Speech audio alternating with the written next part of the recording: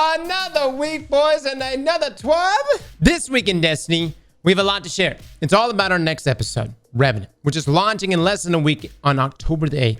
We can't wait to see you all ripping and tearing the Scorn as Slayer Barons, playing new activities, using new gear, and testing your abilities. So how about you check what's in the oven for today?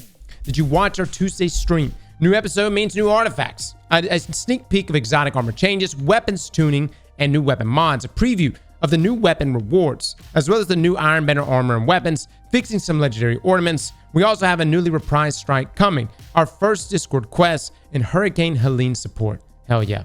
Onwards. Now watch our Revenant Dev stream. The wait is almost over, only 5 more days to go before you can start playing Revenant. Fikro is back, wielding a new power, able to transform his Scorn into something more dangerous than ever, but we have Mithrax and Ido on our side to help fight him once more. The talented SC2 dev team talked about this and more in our latest dev stream, which we have just below for those of you who are busy on Tuesday or want to rewatch it. Yeah, we did a breakdown of everything, guys. We even did like a TLDR version, about 15 minutes long, but it covered everything in there because there's a lot of information, not just for Revenant, but also for Frontiers. Now learn all about the new artifact. The elemental focuses for this episode will be Stasis, Arc, and Void.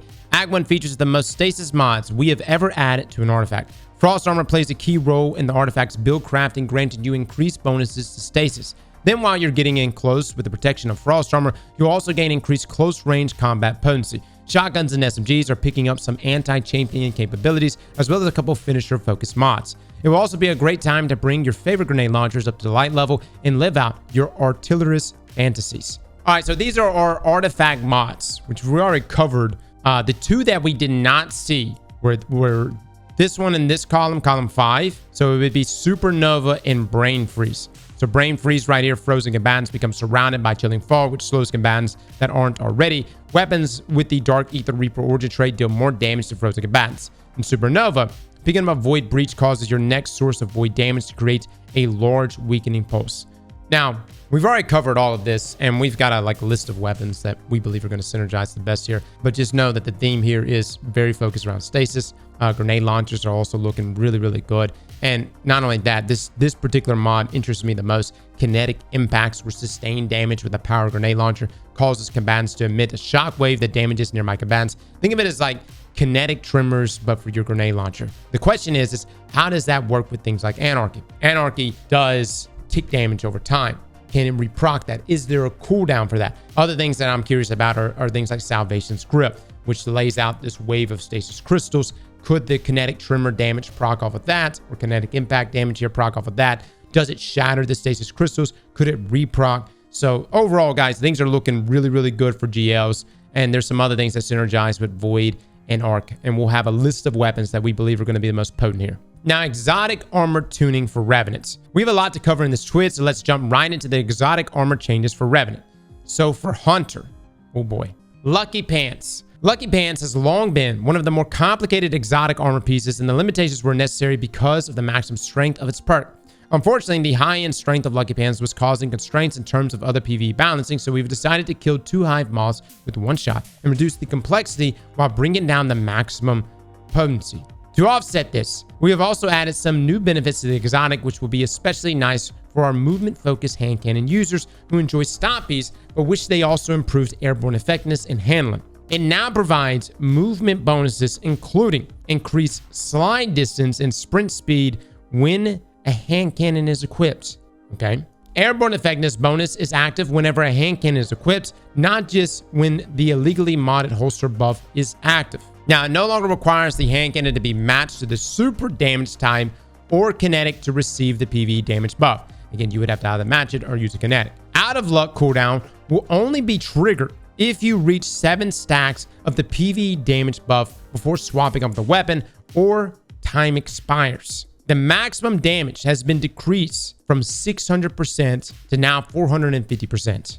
Hunters, how are we feeling about this? So look, hold on. The out of luck cooldown. Remember, you would get the buff. You would reach its maximum benefits. Once that time duration was out, you would have, what was it, around 10 seconds there where you had a cooldown before you can reproc Lucky Pants and that increased damage. Here though, it says out of luck cooldown will only trigger if you reach 7 stacks of the PvE damage buff before swapping off the weapon or time expires. So there is a way in which you can keep the buff going, but you won't be able to reach maximum stacks, which is unfortunate and also goes against what you're trying to do with, because of the hand cannon, the idea is to get to those max stacks as quickly as you can to get the most damage so that you can sustain. That's why weapons that are burst fire weapons, especially like Warden's Law, it reaches those maximum stacks so fast. That way you can utilize that maximum damage for a longer duration. I think at PvP, this is a good buff. I think at PvE though,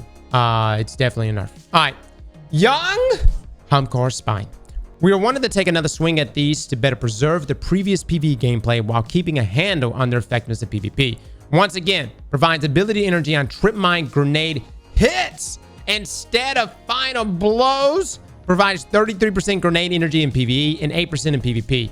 Dude, that change right there killed trip mine for our young Humcar Spine. I mean, it killed it for me because before, as long as it would get attacked, it would provide ability energy. And yes, inside of PvP, it was very potent because what would happen is you could essentially just get your trip mine grenade back in a single explosion. But inside of PvE, when they went to just kills instead of hits, that killed it. So good. I'm glad this change happened. I can't remember what the percentage was before, but we'll have to just test it whenever it rolls through.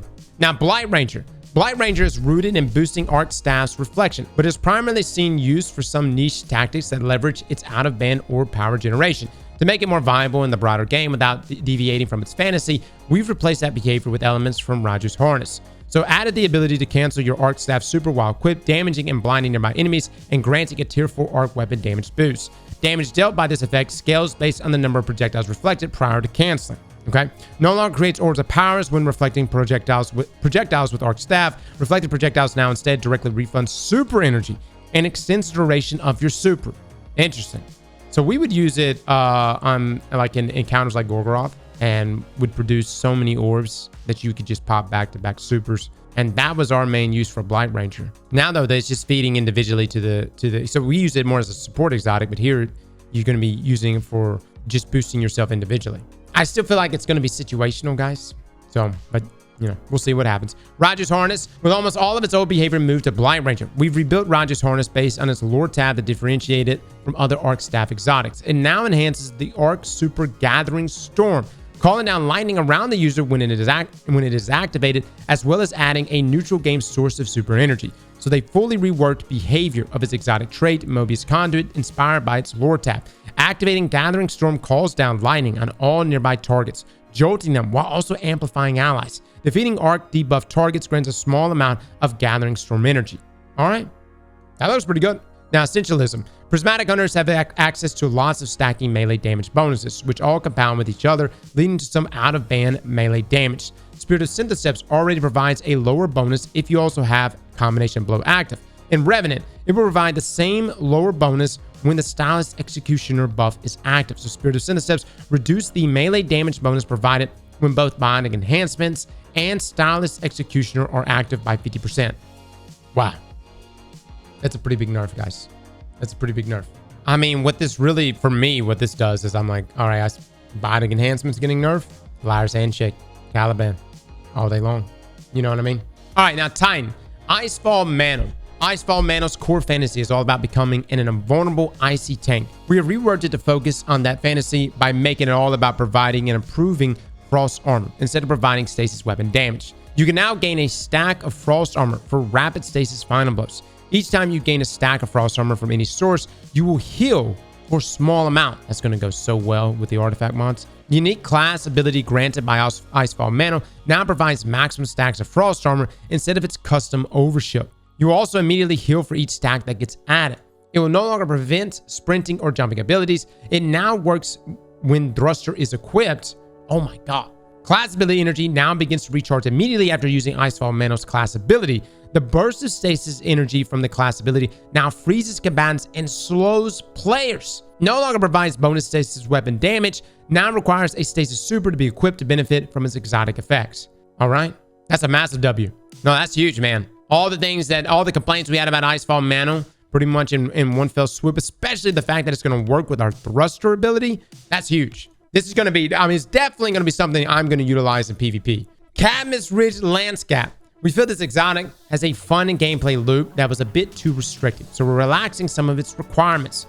Remove the stasis weapon requirement. Now any final blows or rapid precision hits while behind a rally barricade and with the stasis super equipped will create a diamond lance near you. So they removed that stasis requirement. Now directly hitting any powerful combatant with a diamond lance will now create 3 stasis crystals. Previously only bosses and vehicles would create additional crystals. Now Ursa Furiosa and Spirit of the Bear. Now that Unbreakable has been live for a bit, we feel these exotics could provide additional super energy for using it in PvE. However, the gains provided in PvP were leading to players getting access to their super more quickly than we would like. Really? Increase maximum super energy gain for Unbreakable in PvE from 15% to 20%. From 15% to 20%. Fix an issue where you were gaining more super energy from Unbreakable in PvP than intended. Now provides a maximum of 10%. Guys, this is the first I've heard of Spirit of the Bear, Ursa Furiosa, and Unbreakable being an issue in PvP. I actually feel like Unbreakable is garbage. Unbreakable is straight shite. This may just be the shittiest aspect in the game. All right, Heroes of the Fallen Star are Yeet exotic. We would like heroes to feel less required to make Thunder Crash viable, but to also improve it to be more valuable across the whole of an activity. We are reducing its Thunder Crash damage multiplier, but when this is combined with the buff to base Thunder Crash damage, the overall damage will remain the same. We're also adding the ability for it to help generate super energy for Thunder Crash, as well as transitioning the exotic to provide damage resistance instead of an overshield to bring it better in line with the Arc subclass. So melee final blows while amplified now grant super energy. Okay.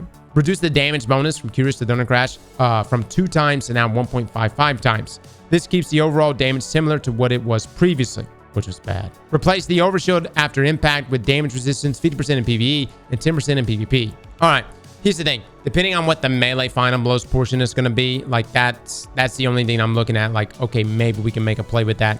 How much super energy can we double stack it with hands on, things like that. But Thunder Crash damage is so terrible, even with the Yeet exotic. I feel like it would have been okay to leave it at 2 times, considering how much damage Twilight Arsenal does. And on top of that, you've got exotic class items with that provides feast, and you could sit there and amplify your damage of your other supers substantially. I mean, I guess this could apply here to the Titan as well. Yeah, because you got Thunder Crash right there. I just in a world of like this being lowering, I'm now gonna go Star Eater on my class items for everything if I'm gonna amplify my damage. But even with that, I'm probably just gonna rock Spirit of Star Eater with Thunder Crash. Now, Peacekeepers. While Peacekeepers has been a presence in Crucible for some time, it never really felt like it had a real place in PvE combat or content. We have given it characteristics that resemble Lucky Pants, but for SMGs, with a PvE damage bonus that escalates as you deal more damage. We've heard rumors it pairs nicely with a couple of exotic weapon buffs below.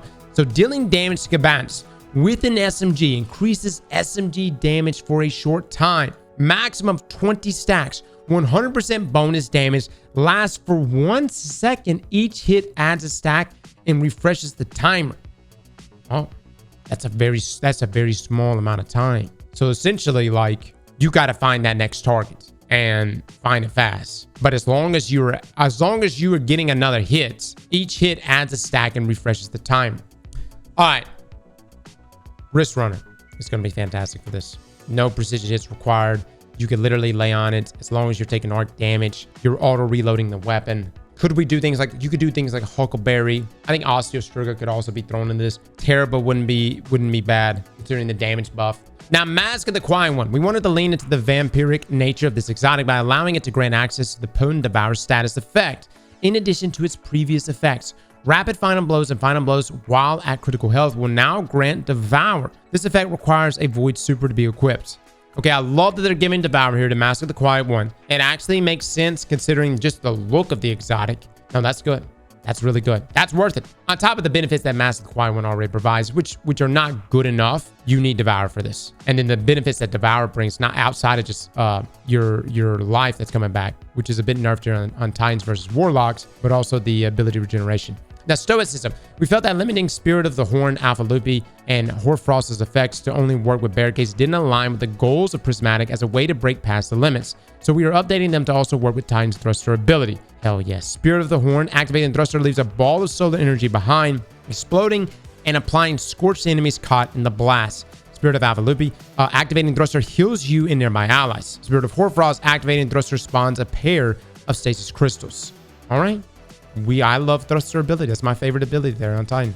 That's good. Now, Warlock, Ballador's Wrath Weavers. We are further enhancing this exotic support capabilities while tweaking it to allow bonus super shatter damage to be more useful in a raid environment. Adjusted the Hearts of the Ice perk to increase the shatter damage of targets frozen by Shadebinder's super projectile by 100%, regardless of who breaks them out. Added granting frost armor to your allies with Frost Pulse, or Winter's Wrath grants you super energy, ranges, and potency based on how many allies it is granted to. Okay. Now, Skull of Dire Ahamkara. To help you sling more Nova Bombs, we are giving a neutral game benefit to Skull of Dire Ahamkara that feels fitting for the Void Walker playstyle. Added weapon defeats while Devour is active grants super energy, ranges from 1 to now 4.5%, depending on the target type defeated. So what we do here, guys? We go Skull of Dire Ahamkara. You could double stack it with what? Bad Juju? Problem is Bad Juju just doesn't feel good, man. Just doesn't feel good. I don't know. Maybe this works. I mean, look, I'm willing to try with Bad Juju and just see how insane the super energy regeneration can get to. Now, Sanguine Alchemy. Warlocks has some of the lowest exotic armor variety in PvP, and for a while, it just felt like they were missing a target marking exotic in the same realm as Knucklehead Radar or One Eye Mass. What better candidate to fulfill that role than the one that already used to do it, Sanguine Alchemy? We wanted to be careful and make sure that the target marking didn't feel unfair to find in Crucible like it did in its original iteration. We also wanted to make sure it was in line with the soon-to-be upcoming post-nerf state of Knucklehead Radar. So to activate target marking, you must damage a target from within a rift, and the mark will fall off after 5 seconds compared to just look at them and get 7 seconds of marking from the current KR. Now marks targets you damage while standing in a rift. You do 10% extra damage from any source against marked targets. Now provides surge times 4 to weapons that match your super damage. Okay. Now, Verity's Brow and Spirit of Verity. We are front-loading more of the bonus grenade damage for this exotic to increase its potency, even if you aren't able to build to full stacks. The first stack of Death Throws now provides 40% grenade damage in PvE, up from 20%. Each additional stack now provides 50% grenade damage, up to a max of 100% at 5 stacks. PvP bonus damage is unchanged. Now, Cenotaph Mass. We heard your feedback that hiding the target marker from the player wearing Cenotaph was confusing, and so we are reverting that change. Damaging a vehicle, boss, or champion with a trace rifle will once again visually mark the target for the player using Cenotaph. Yeah, I felt like that just made it too confusing, man. Now, Osmiomancy Gloves. Osmiomancy Gloves can feel frustrating to play against in PvP, as they can allow Cold Snap Seekers to catch players in ways that feel unfair. We wanted to address that without adjusting the bonus grenade energy they provide to keep the PvE viability intact, to reduce the increased Seeker distance and speed by 50%. Oh wow. Okay, now Speaker Sight. We pretty rapidly pulled that parachute on Speaker Sight Orb Generation and Crucible, as it made for some less favorable play patterns. After some iteration and internal playtesting, we think we've landed in a spot where we can bring back the Orb Generation and Crucible without encouraging self-damage installing at the start of a match. So 6 instances of healing a damaged ally in Crucible will spawn an Orb of Power. Dude, it's still really good. Like, Speaker Sight, like, my suggestion is, if you are not a good PvP player and you're on Warlock, just rock that exotic. Like, literally just put it on, be a healer, play the healing class, and now you'll be able to spawn an Orb of Power. All right, now super damage exotic tuning. Oh boy. With Revenant, we are taking a pass at balancing the potential damage output provided to one-shot super abilities by the exotic armor pieces that enhances them. Our goal is to better standardize damage across the various options while ensuring that supers that are more challenging to use or require the players to put themselves in a disadvantaged position are more potent. Here's the list of exotics and super combinations we are looking to dial in, ranked by how much damage they will put out after this update, with the highest damage at the top. We've noted how much each super exotic's damage will be changing as well. So for Tears of the Falling Star plus Thunder Crash, unchanged. Pyrogale Gauntlets plus Burning Maul plus 10%. Spirit of Star Eater plus Nova Bomb minus 12%. Spirit of Star Eater plus Twilight Arsenal minus 26%. Spirit of Star Eater plus Needle Storm unchanged. Star Eater Gathering Storm unchanged. Celestial Nighthawk plus Golden Gun minus 5% versus bosses only. Holy hell. And that's how Bungie gets us to use Tears of the Falling Star again. Now, we feel this order reflects the advantages and disadvantages inherent in each super. with those that are quicker and easier to use outputting less damage than those that ask more of their user. The range of damage is such that in Revenant, Celestial Nighthawk Golden Gun will still deal around 70% of the damage of a Curious Thunder Crash. So while these changes may look scary, they actually are going to bring these supers closer together in damage, allowing for more options to be competitive and viable in our most challenging content. Needle Storm and Gathering Storm were already aligned with these goals and are not receiving any adjustments. The rest received the following changes. So Curious to the Falling Star, as noted above, reduced the damage bonus from Curious to Thunder Crash from 2 times to 1.55 times. However, when paired with the increased Thunder Crash base damage, this nets out as the same overall damage compared to live. Now, Pyro Goblins increased Cyclone's damage by 10%. Spirit of Star Eater reduced the benefit granted to Nova Bomb from 70 to now 50%. Reduced the benefit granted to Thunder Crash from 70 to 50%. Reduce the benefit granted in the Thunder Crash from 70 to 50%. When paired with the increased Thunder Crash damage, this nets out as a 50% increase to damage compared with Alive. Now, reduce the benefit granted to Twilight Arsenal from 70% to 25%, dude. That is a hell of a nerf, man. Celestial Nighthawk reduced damage versus bosses by 5%. Look, I get the idea behind it. Bungie's saying that one and done supers should not do more damage than Tickle Fingers, which requires you to close the gap and tickle. But here's the thing, Tickle Fingers, they just suck ass. You know what I mean? Nobody wants to use that super. And then not only that, if I was to use that super, it would be in PvP or clearing ads. You know what I mean? Whereas Twilight Arsenal is meant to be, a heavy damage super that eliminates champions and bosses. Yes, it's one and done, but that's what it's supposed to be. Now, weapon tuning and new mods for Revenants. Weapon archetypes. We wanted to encourage more accurate gunplay in PvE without making content feel like a slog. So we made a small redistribution of the damage dealt by most primary weapons. In practice, this means slightly increasing the critical hit damage while reducing the body shot damage by a corresponding amount.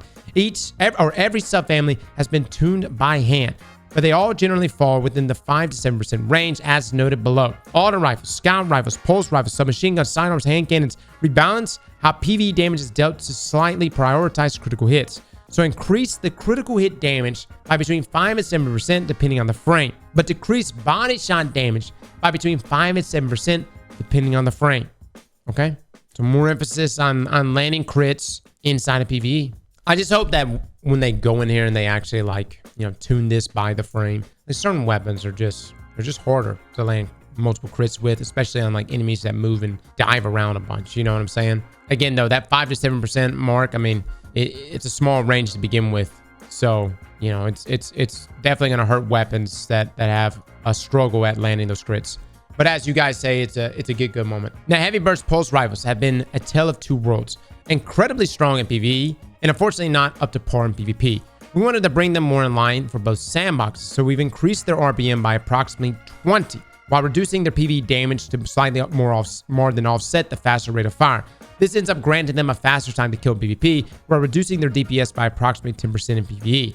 And Pulse Rifles Heavy Bursts includes Graviton, Lance, and Revision Zero's Heavy Bursts. Increase RPM from 300 to 324. Decrease damage in PvE by 18% for legendary weapons in this subfam. Graviton Lance and Revision Zero's Heavy Burst mode reduced by only 8% here. Okay. When you look at the DPS charts, guys, for primary weapons, dude, at the top is this archetype. It's very, very good. We'll have to just see how much of a pullback this is going to be. But the increased rate of fire, though, is something I think they said it's going to go from a 0.87 TTK value to 0.8, which is really, really nice inside of PvP. I think it's still going to be a very good archetype, guys.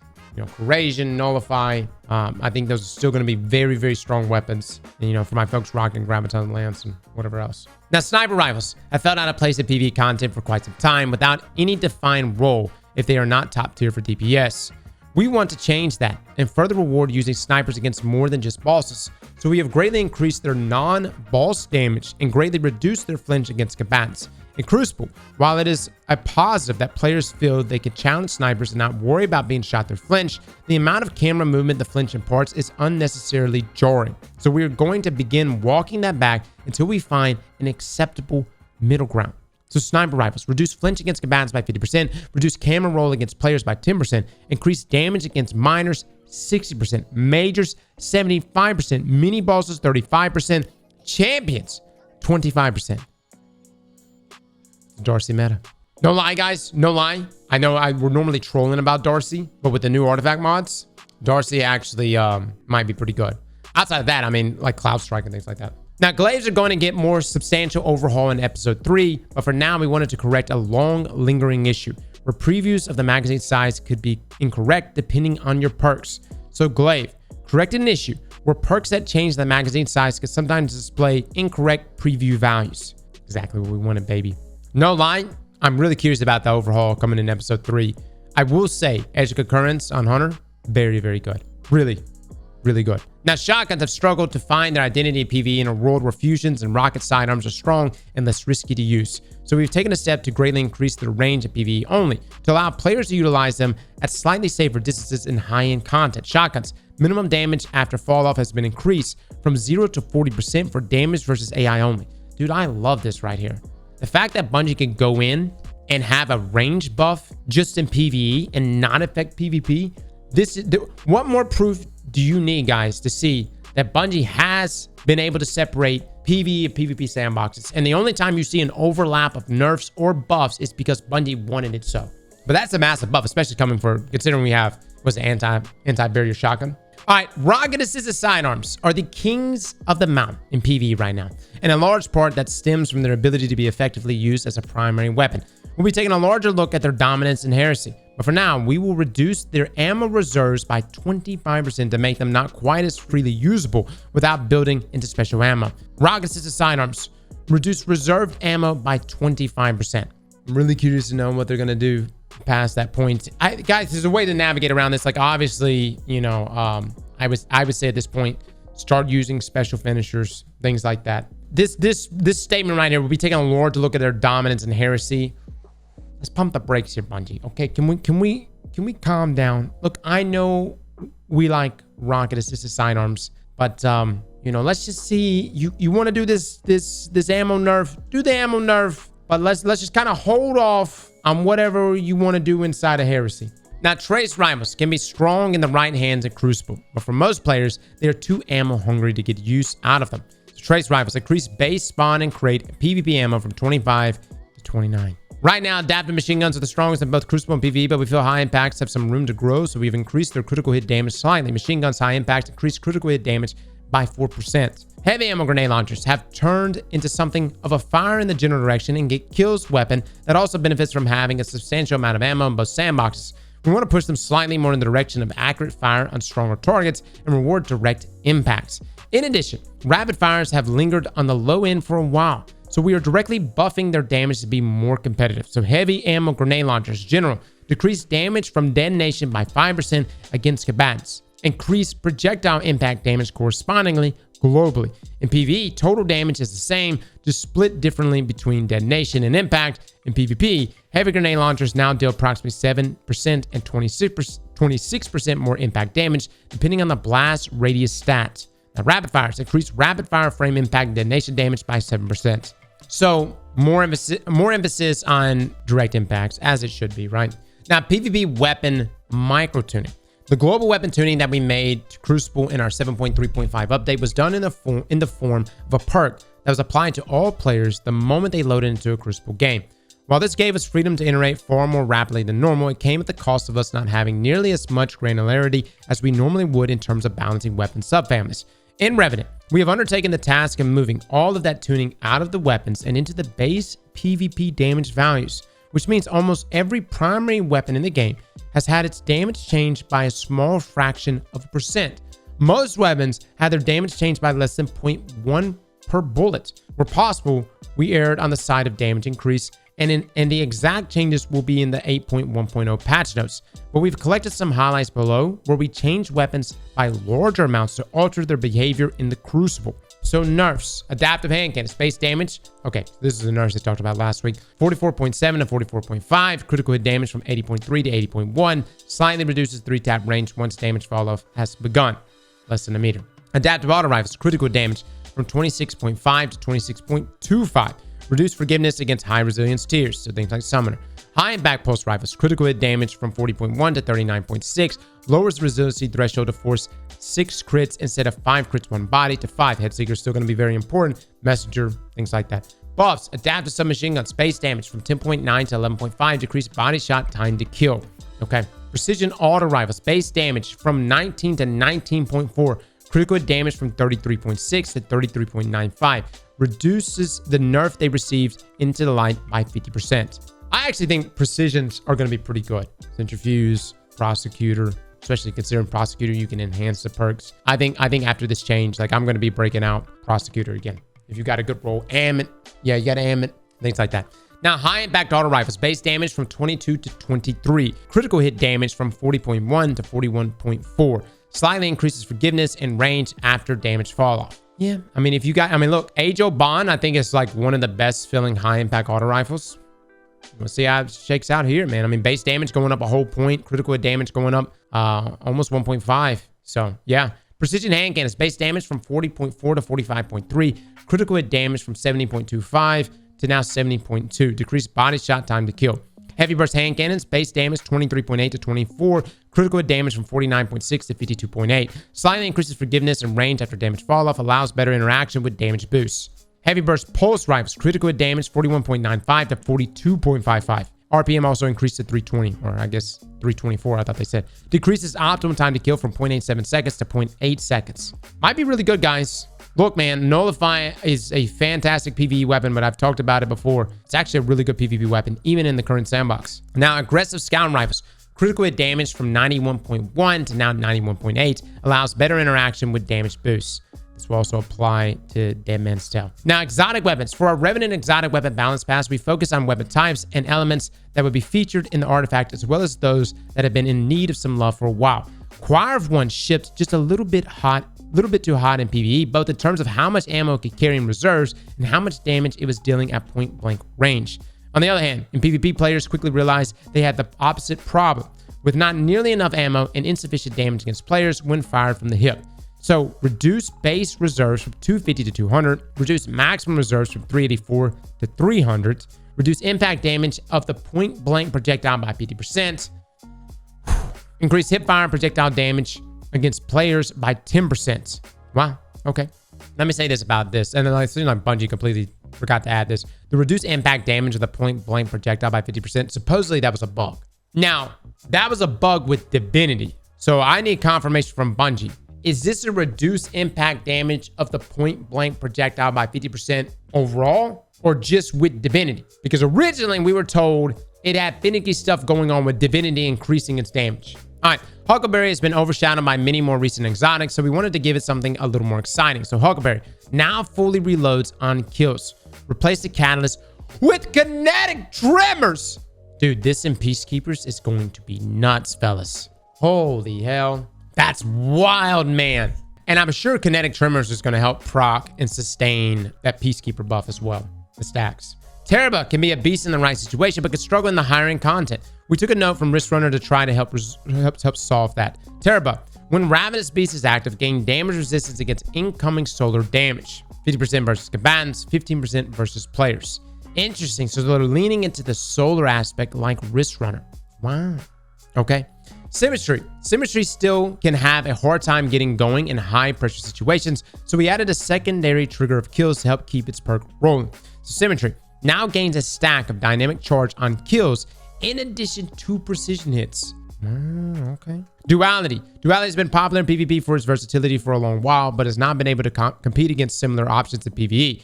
We've made it a little bit easier to activate this perk and keep going alongside the above global shotgun changes. So Duality. On Black Wing stacks for maximum effect, reduced from 5 to 3, extended duration of the buff from 7 seconds to 10 seconds. Let me just say, guys, if you're looking for a good shotgun to use in PvP, no lie, Duality is so good. We were using it the other day. I think it's easier to me than even Chaperone to land the precision hits. And, you know, someone pushes up close to you, you can hip fire it, use it like a regular shotgun. It's very, very good. Like, Duality is a really, really good shotgun. All right, Bad Juju. Bad Juju has a hard time getting its kill streak going in PvE, especially in higher end content. We made some changes to help it reach the higher stacks of String of Curses a bit easier. So Bad Juju increased lifetime of String of Curses from 3.5 base, or 3.5 seconds base, to 5.5 seconds base, and 7.5 seconds with the catalyst. Increased the magazine size from 27 to 36.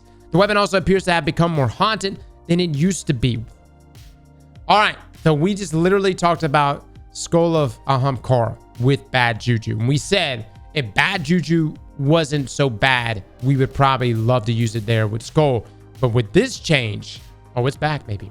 It's back. X-Dearest is fairly hard to use and more ammo hungry compared to similar options without a significant enough payout. We made some adjustments to make this easier to use, and it also allows the weapon to scale a bit better into higher end content. So X-Dearest increases direct hit damage versus combatants by 33%. Dude, that is huge. Why have I forgotten about this weapon? Adjust the recoil and projectile to have a much flatter trajectory by doing the following. Reduce camera recoil from firing by 50%. Increase projectile velocity. Reduce projectile gravity. Also, +5 ammo in reserves. Now spawns a moth on 2 direct hits. Reduce moth cooldown from 4 seconds to 3 seconds shared with the kill trigger. Dude, that is so good, man. That is so good. This is actually one of my favorite exotics, guys. And I don't play Hunter. I don't really care to play Hunter. However, Moth Keepers, X-Dearest, some beautiful synergy. That is going to be disgusting next week. Now, Fighting Lion still has a dedicated fan base, but has been overshadowed by far more recent additions to the sandbox. We added something to help it fit into some void-centric builds. So Fighting Lion now spawns a volatile burst on direct hits. Good stuff. Prospector's exotic perk has long been something largely impractical to most activities. We made some significant changes to make the weapon more viable, while still remaining true to its core fantasies. So Prospector now spawns 3 powerful cluster bombs on detonation, dealing substantially more damage per shot over a much larger area than previously. Remove the sticky grenade, flame grenade, and remote detonation function. Max size reduced to 6. Bonus ammo reserves on the catalyst changed to +50 reload speed. Interesting. So it will now spawn 3 powerful cluster bombs on detonation, dealing substantially more damage per shot over a much larger area than previously. I was actually going through like a list of weapons that would work really, really well with the artifact mods coming up in this next episode. Prospector was on the list. This is going to be interesting. I mean, this could be, and keep in mind, Prospector has chain reaction. It inherently has chain reaction. So these cluster bombs detonating over this larger area, it's going to be more opportunities for chain reaction to proc. Now, Chaperone is another shotgun with a long and storied history in PvP. These changes, in addition to the above global shotgun changes, open up new possibilities for this exotic and PvE activity. So Chaperone added the ability to trigger Roadborne on 2 rapid precision hits. Precision hits with Roadborne active also extends it by 3 seconds, +20 stability, +25% reload speed with Roadborne active. Increase base ammo reserves. You want to use it inside of PvE, okay? All right, Lumina. Lumina's been overshadowed a bit by support auto rifles since their release, so we did a pass over it to let the weapon inherit some of the new things we made for those auto rifles. So Lumina updated hipfire projectiles to behave more closely to support auto rifle healing shots. So aggressive tracking. All right, weapon perks. In Revenant, we've corrected an issue where the Severed debuff is not appropriately reducing outgoing damage from players. So Slice now works correctly in Crucible. Wow. Managing the invisible cooldown on this perk in comparison to Slide Shot has been a long-standing annoyance, so we have fixed that. Slide waves can now be refreshed if you slide again following the completion of the initial slide. Do you know how many weapons this just opened up? Do you know how many weapons we have discarded because Slide waves was not as good as Slide Shot? And now, as long as you just keep sliding, you could keep refreshing this perk. All right, winding the trigger on Alloy Mag so it provides value more often. Alloy Mag now increases reload speed when the magazine is near empty. Okay, that's good. So you don't have to be completely empty. I like that. That's good. These 2 auto-loading perks have long been too high value for their effort in comparison to similar options, so we are making them take a bit longer to trigger their effects. With that in mind, we're adding more perk options that are viable in damage rotations that require a bit more effort from the player. So auto-loading holster. Increase time to reload by 1 second for both base and enhance. Reconstruction. Increase time to start reloading by 2 seconds for both base and enhance. Bungie said, hey, yeah, we know what you've been using. We love that reconstruction. You like running and gutting when auto-loading holster. Well, occasionally, it's not going to proc because you pulled out too soon. That is an L for sure. We'll see how it plays out, man. The return of the perk was not as exciting as we wanted it to be, so we're giving it a bit more love. So Master of Arms can now stack up to ×2. ×1 grants 50% damage for 7 seconds. ×2 grants 25% damage for 4 seconds and drops back to ×1 when the timer expires. Wow, okay. Now, the trigger for this perk was unnecessarily difficult for its output, so Dawning Origin removed the time limit between kills, now requires kills in alive instead of in rapid succession, and their use due to their stat downsides. So we're reducing the downsides. Iron Reach, Iron Gaze, Iron Grip. Reduce the downside stat penalties from -30 to -20 at base, -25 to -15 for the enhance. All right. I just hate any perk that hurts me. You know, that's just my thing. But -15, certain weapons that I don't really care about. You know, for instance, like if it's something that I need more range, but I don't care about the stability of the weapon, I'll take it all day long. Now, weapon mods. The landscape of weapon mods have been a bit stale for quite some time, so we're adding a number of new weapon mods to add a bit of more variety. This set of mods is testing the waters for potentially adding more mods in the future releases. So added several new weapon mods. These can be equipped on enhanced or crafted weapons. Here's the list broken down by category. So combo stat mod, bundles 2 stats, +6/+6, ballistics, range and stability, tactical, reload handling, aerodynamics, blast radius, projectile speed, tension, draw time and accuracy, edge, charge rate, and guard resistance. Guys, these are mods that splits the benefits between 2 different stats. Anti-flinch, 15% flinch reduction. Wow, that's substantial. You'll be able to throw this on a sniper rifle. Then that just completely, almost completely mitigates the flinch nerf. Ammo finder enhancement, special finder enhancement progresses roughly 10% faster per kill with this weapon. Wow. Heavy finder enhancement progresses roughly 10% faster per kill with this weapon. Now, optics mod allows customization of weapon zoom. So marksman optics, sniper rifle, linear fusion rifle, scout rifle, bow, machine gun, trace rifle, rocket launcher, marksman optics high. You can add +2 zoom to your weapon. Conversely, you can give your weapon -2 zoom. Dude, that's weird. That's wild. I don't know how I mean, because here's the thing about sniper rifles, you want less zoom. You know what I mean? Because you want to be pulled back a bit more from things. Zoom also doesn't have an effect on range. Remember, that's been decoupled. At one point, the more zoom you had, the more range you had for your weapon. That's no longer the case. It's purely a visual thing. It's not purely a visual thing. Excuse me. There were 4 benefits. The main benefit was range. The other 3 benefits, things like aim assist, fall off, and some other bullshit, those exist, which will apply here to the +2 zoom or -2 zoom. The range benefit doesn't exist though. Now, CQC optics, hand cannon, pulse rifle, auto rifle, submachine gun, sidearms, fusion rifles, breach grenade launcher, drum grenade launcher, CQC optics high +1 zoom, optics low -1 zoom. Okay. The synergy, escalating chance to spawn a subclass bauble matching this weapon's damage type. Kinetic weapons spawn an orb of power instead. Really? So hold on. This is a mod, a chance to spawn a subclass bauble matching the weapon's damage type. Bauble being what? Breach, like a void breach, a fire sprite, an ionic trace. Dude, that's kind of nuts. All right, now stun loader partially refills this weapon's magazine on stunning a champion. Okay. Now, thoughts on the future. With Revenant in the bag, we're looking ahead to episode Heresy and beyond. We have some great changes upcoming, including significant updates to glaives and particularly underutilized heavy ammo snipers and an even aggressive frame fusion rifles. Further down the line, we have big plans for wide changes to the overall ammo economy, introducing more determinism and build crafting options. Now, hunting Scorn with new gear. Oh my God, look at this stuff. Look at that. A lot of people brought it up today. We put out our video, by the way, of like all the weapon rolls and stuff coming in Revenant. A lot of you brought up these are hideous looking weapons. Is it really that bad? I feel like it goes with the theme. Now, speaking of weapons, it's high time we present to you the seasonal weapons dropping along Revenant. They all share the same origin trait called Dark Ether Harvest. Their perks can be enhanced, and during Act 1, you have the following 7 available. There are some redacted perks in there we prefer you find out about while playing. So, Insurmountable, a Void Precision Frame Sidearm. For anyone watching the TWAB, we have a video going over all the weapon rolls, including the origin traits and the redacted ones. Check that out if you like. Some of these weapons were not on the list. Red Tape, Stasis, Lightweight Frame, Scout Rifle. Column 3, Redacted, Keep Away, Redacted. Attrition Orbs, 4 times the Charm, Envious Assassin. Column 4, Headstone, High Impact Reserves, Focus Fury, 1 for All, Explosive Payload, Harmony, and Rampage. Oh, okay. Lightweight Frame, Scout Rifle. Okay, so bittersweet right here. Arc Adaptive Frame Grenade Launcher. Column 3, Reverberation, Strategist, Stats for All, Unrelenting, Perpetual Motion, Attrition Orbs, Loose Change, Redacted. Column 4, Redacted. Cascade Points, Explosive Light, Bane Switch, Harmony, Kill and Tally, and Frenzy. Now, an update on seasonal weapon crafting. Oh boy. In a Developer Insight Core Game Reward article, we briefly discussed the future of weapon crafting. While those changes are months away and we're not ready to share them in detail yet, we can comment on the new direction we are moving towards with Revenant.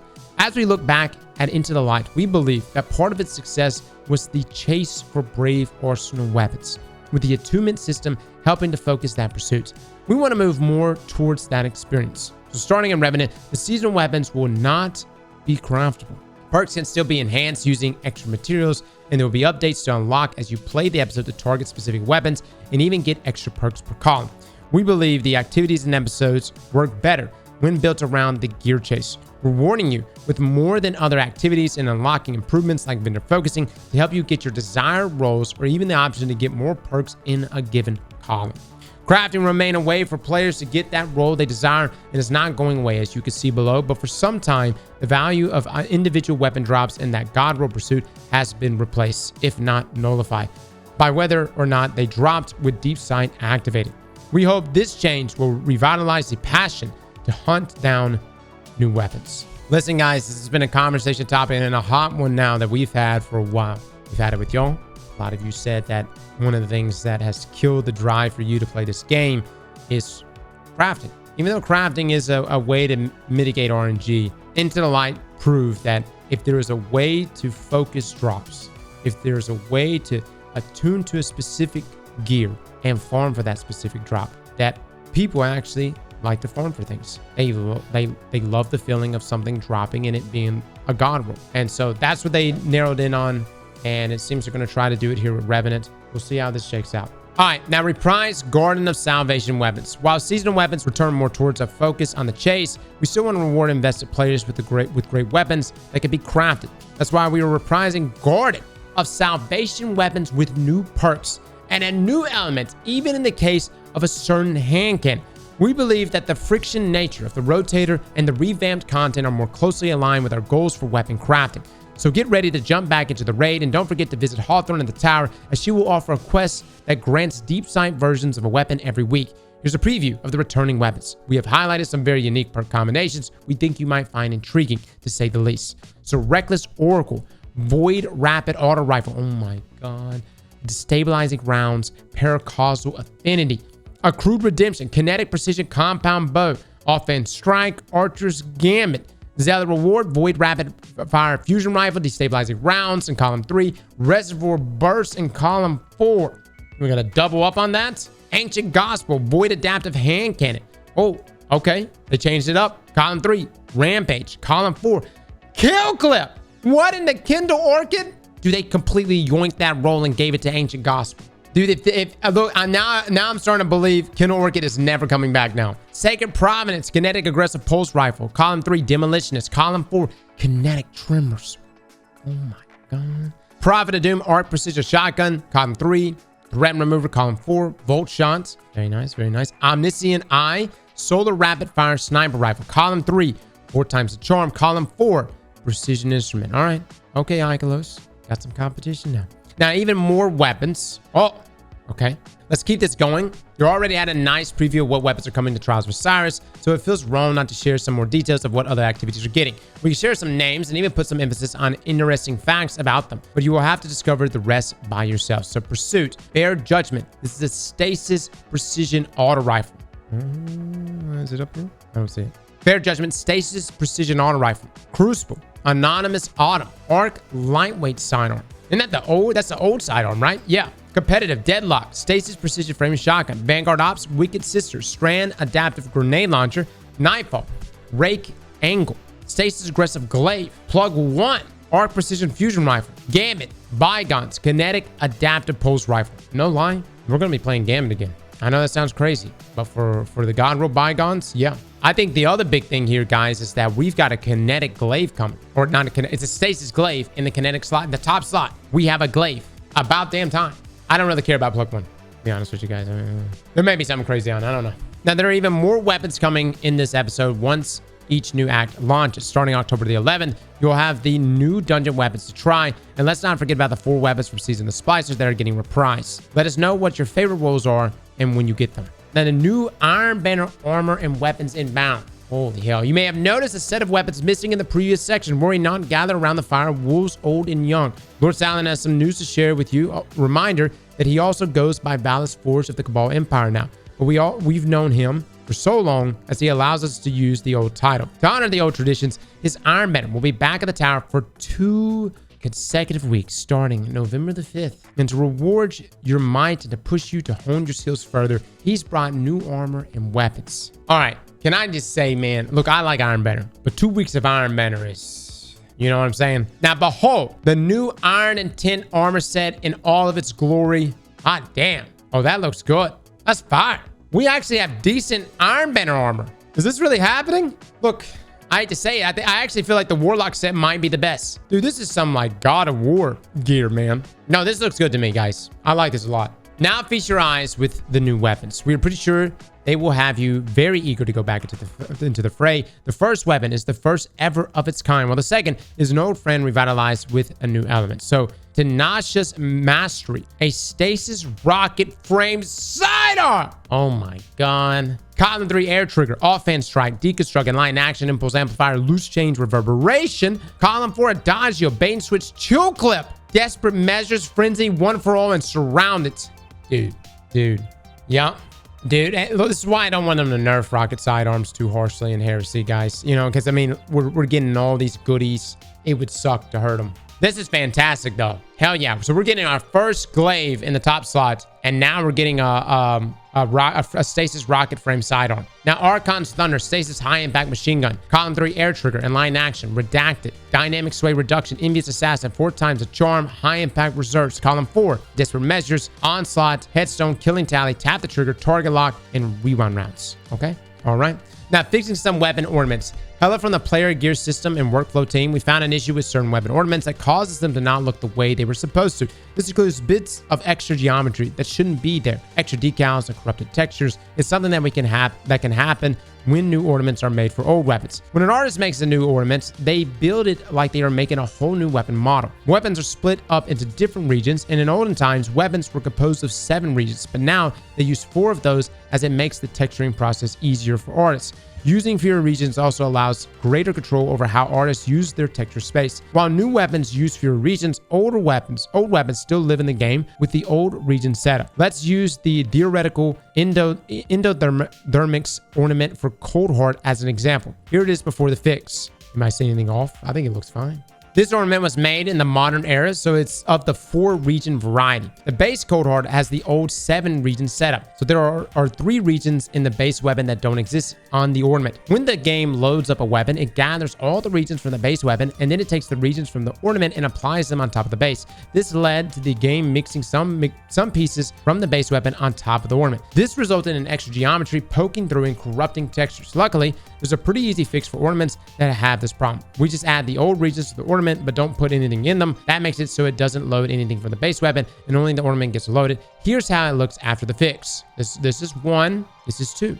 Why does this look so much better? It does look better. Like, it's not as fuzzy. Oh, here we go. You see the stock over here, guys? Look at that. Yeah. I see it now. Art. The launch of Revenant, we're including a fix for all existing weapon ornaments that had this issue. Check the patch notes next week for the full list. This Cold Heart example is probably the worst offender. The other ones are more subtle. We don't like to make visual changes to gear that players have already obtained, but in this case, these ornaments never lived up to their intended glory. We wanted to be clear about why these will look a bit different and not catch the community by surprise. All right, now the Re-Inverted Spire. Hey, remember the Inverted Spire, the very cool Nessus Strike where you fight through some cannons, a cave, and a battlefield until you reach an enormous drill that went so deep it found trouble? Well, it's back. The Vengeance. Not that it ever left. It was still possible to play it in game, but it was one of the original Destiny 2 strikes that were bound for an update, and so it's coming. There's a new narrative to go with it because this time the Vex are the main enemy present. That means they will have terrible defenses installed. Wait. That means they will have terrible defenses installed and new units deployed. Don't you love wyverns? Oh my god. Spoiling it any further would be rude and ruin the fun, but you've been warned. All right. Wyverns in the Inverted Strike. If they do it like Lake of Shadows, man, it's going to be a lot stronger. Now, first ever Discord quests. Enjoy hanging out with your fire team on Discord. Interested in freshening up your style courtesy of a brand new shader? Then circle around, Guardians, because we've got a brand new Discord quest just for you. Starting on October the 8th, if you play Destiny 2 for just 15 minutes while on Discord, you'll earn a code for the Celestial Ties shader to spruce up your fashion. Once you get your hands on the code, head on over to bungie.net/redeem, log into your account, and then redeem your code. From there, head over to special deliveries terminals between Cryptarch, the Cryptarch, and the Gunsmith at the Tower. The Discord quest concludes on October 22nd. For full information, head over here on October 8th to quest and Discord. Otherwise, keep an eye on Destiny the Game on Twitter for updates as they arrive. A perfect opportunity for us to plug our Discord, of which we have one. Come by. Hurricane Helene support. Last week, Hurricane Helene made landfall in the U.S. as an extremely powerful category 4 hurricane, devastating communities across Florida's Gulf Coast, the Carolinas, Georgia, and much of the Southeast. Our hearts is with all those who were impacted and are just beginning the road to recovery. Bungie Foundation partners organization Team Rubicon and Direct Relief have both been on the ground since the immediate aftermath of the storm and are doing tremendous work to help these communities recover. Direct donations right now are critical in meeting the needs of those affected by these storms. Team Rubicon's veteran-led volunteers are working across the Southeast, clearing debris, freeing up roads, and preparing for a large-scale response across the region. Click here to donate and support this vital work and learn more about the volunteer opportunities within Team Rubicon. Direct Relief is coordinating with local health centers and free clinics on medical needs and has made available $74 million in medicine and supplies to help organizations impacted by Hurricane Helene. Learn more about Direct Relief's work and donate or start a fundraising campaign via Tiltifi today. Yeah, guys, dude, like, don't get me wrong, it hit us hard in Florida, but Asheville, that area, Black Mountain area in North Carolina just absolutely devastated them. And what's even worse is we actually have, y'all probably hear it outside, we've got storms coming again, and I think 2 or 3 more hurricanes coming through. So yeah, if you get an opportunity, guys, check out what Team Rubicon is doing and whatever you could spare to help those in need. Honestly, what's happening in North Carolina is an absolute disaster. You know, I feel like the support for them has just been so delayed on the federal level, but that's for another time. All right, update. So this is going to be the update rollout for next week, guys. Update 8.1.0. Now claim your season rewards. Make sure to claim any expiring rewards before they go, including season pass items, season vendor rewards, Shaq, Zavala, Drifter, Saint 14, and Hawthorne rewards, Banshee 44, and Raoul reputation items, Zer Ingrams, and Bungie rewards. We did an entire like a loot warning guide as well on what's rotating out, what's staying, and also, you know, things like prepping as well. So we'll have a link to that down below. As a final note here from Bungie, oh my traveler, that was a lot for just one twit, but we made it. We didn't break the record as much as I tried, but it feels really good to share all the good stuff and all the updates coming really soon. We're proud of the work we put into Revenant, and we are eager to play it along with you all when it launches next Tuesday. Just 5 more days, the Destiny 2 community team. All right, that's it, guys. That was a ginormous TWAB, dude. How do we feel? I think overall, like I would say they started with like some of the nerves. And then when we got to the buff section for the weapons, I'm really excited. Like already, a couple videos we're going to be putting out this week include weapons we recommend going into the next season. Some of those will be weapons that were mentioned in today's swap. We're also going to include builds as well that we feel like are going to be really, really strong. Do y'all hear that thunder? We got a hell of a storm coming in. Slap that like button like your mama told you right.